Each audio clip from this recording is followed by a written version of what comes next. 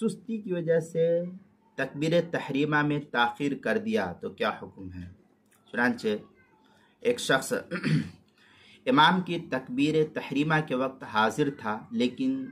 غفلت یا نیت لمبی کرنے یا کسی اور دوسری وجہ سے امام کے ساتھ تکبیر تحریمہ نہ کہہ سکا ہو،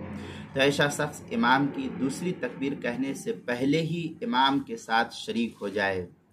امام کی دوسری تکبیر کا انتظار نہ کرے، گویا کہ یہ شخص مدرک کہلائے گا اور امام کے ساتھ ہی سلام پھیر کر کے نماز کو مکمل کر لے گا۔ چنانچہ فتاوی ہندیہ میں ہے وَإِن كَانَ مَعَ الْإِمَامِ فَتَغَافَلَ وَلَمْ يُكَبِّرْ مَعَ الْإِمَامِ أَوْ كَانَ فِي النِّيَّةِ بَعْدَ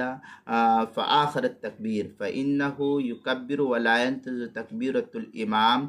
الثَّانِيَةَ فِي قَوْلِهِ لِأَنَّهُ لَمَّا كَانَ مُسْتَعِدًّا۔ اس طریقے کی عبارت فتاوی ہندیہ پہلی جلد صفحہ 165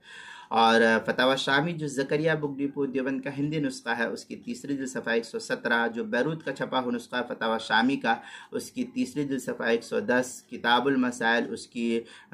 دوسری جلد صفحہ 88 پر اس کو نقل کیا گیا ہے۔